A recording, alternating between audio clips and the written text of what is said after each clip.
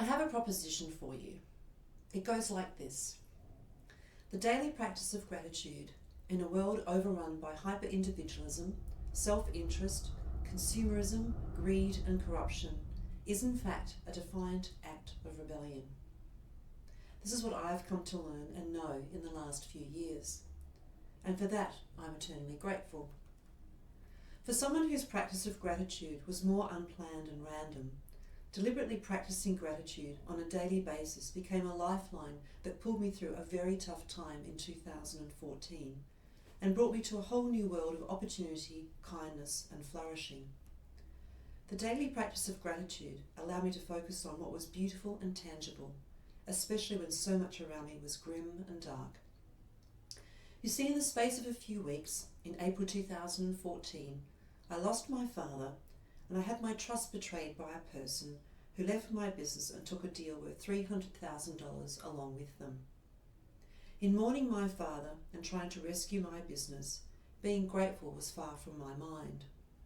That was until a friend of mine, Mike Lowe, prompted me to do a gratitude diary exercise on Facebook for 5 days. Except I would continue to write my diary for 142 days. And that was that, or so I thought. In October 2018, I woke up one Saturday morning and with no prior warning, suddenly realised that the daily practice of gratitude had transformed my life. I was now actively being grateful for things in the world, small and big, and that made me more aware of the world around me, and that in turn made me a calmer and happier person. My curiosity kicked into overdrive. How had that happened? Being the scientist that I am by background in nature, I needed to find out. Was it just me, or was there something more profound to this daily practice of gratitude that was creating changes in me at a fundamental level? So I went digging, and oh my word, did I open up a whole new vista of insights, wonder, research, science and philosophy when it comes to the power of gratitude and its effects on our daily lives. Gratitude radiates a kind of gentleness that is soft, warm and inviting. But it can also often be dismissed as something superficial, shallow and trivial. However, the science shows that gratitude is deep-rooted and strong, embedded in our brains, our DNA, our evolutionary history of existence. And Cicero, the ancient Roman statesman and philosopher, stated gratitude is the parent of all the other virtues. Gratitude is an act of social and other awareness. It is the readiness to appreciate and return kindness. It affirms goodness and recognises the source of that goodness. It engages and reconnects us with the real world. It is at the heart of the human condition and all healthy human relationships. And most importantly, gratitude is a moral force for good.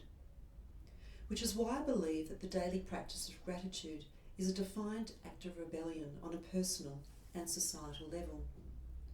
When I think back to 2014, I think I could very easily have retreated into a protective shell and diminished myself. I was badly burned, and the bitterness I felt at times poisoned other parts of my life. As with any betrayal, it left me feeling insecure and defensive. I confess there were times, especially earlier on, when I felt real anger and I wanted revenge. However, by practicing gratitude daily, I seemed to channel all that dark energy and transform it into a positive can-do momentum that propelled me forward and opened up a whole new world of opportunity on many levels.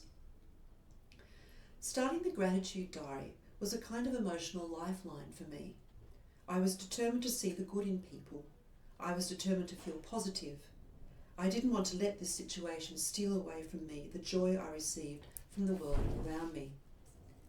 Keeping the diary for 142 days served to reinforce daily that my life is wonderful and that I have many things for which to be grateful.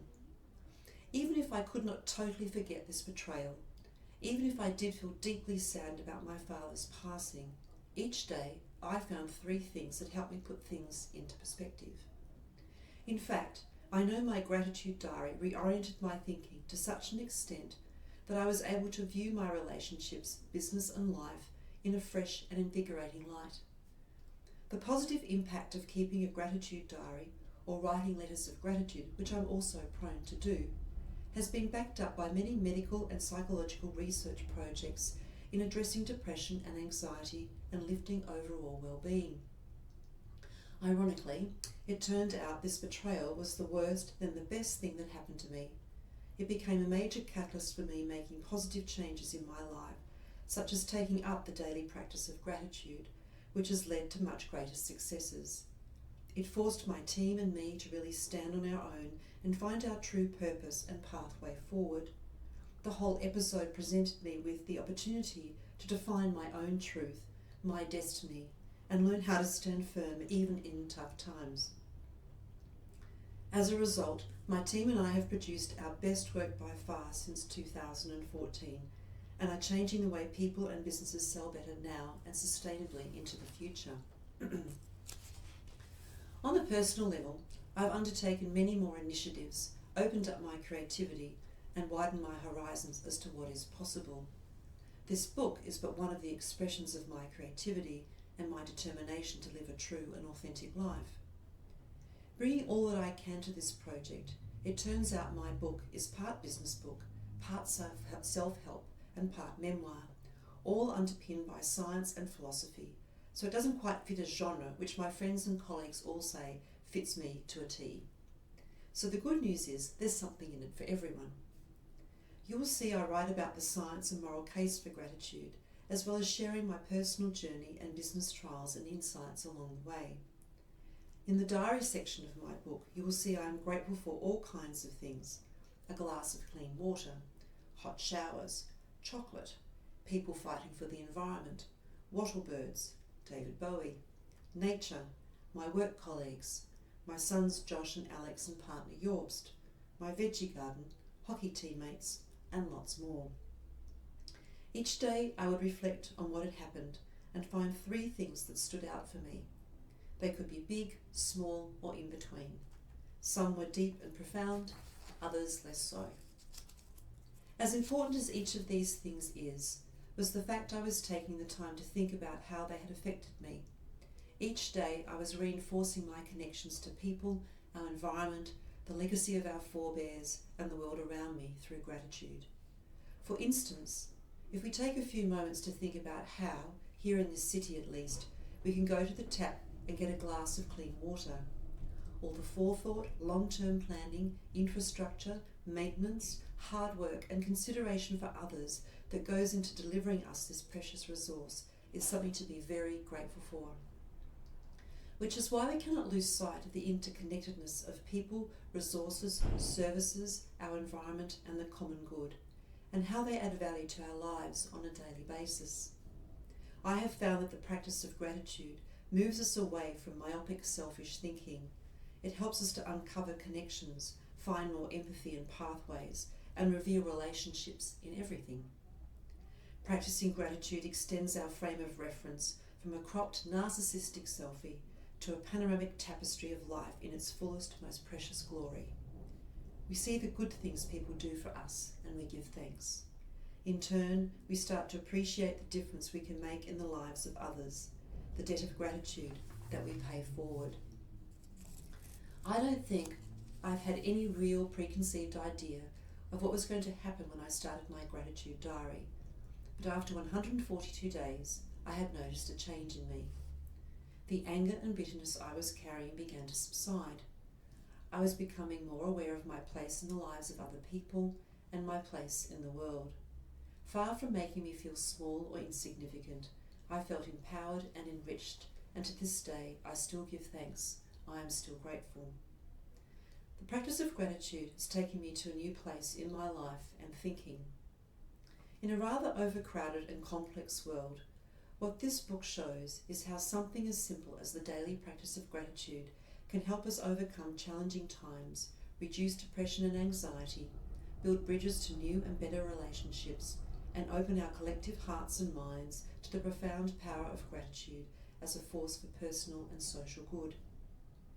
I believe that if enough of us were to practice gratitude consistently, we could shift our thinking at a personal, community, and even political and societal level. Imagine if every person practiced gratitude every day what our lives and our world would be like. We would do even more amazing things, solve our big world problems, and change the course of history. But where to start? Let's bring the practice of gratitude back to something more practical, manageable, and tangible. So I have 2 gratitude challenges for you.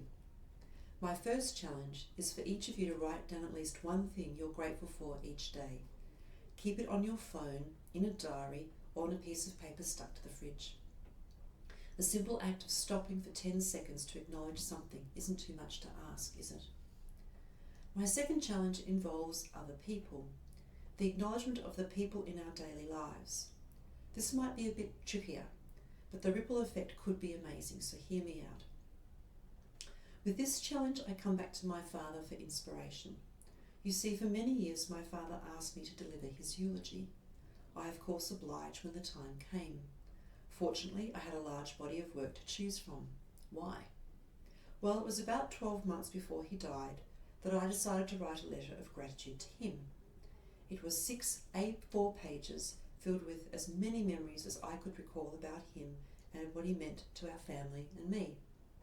I found this experience immensely satisfying and sent this letter to him. He was very grateful for this and treasured my letter, placing it in a shoebox marked Brian Barrett, along with other mementos that were important to him.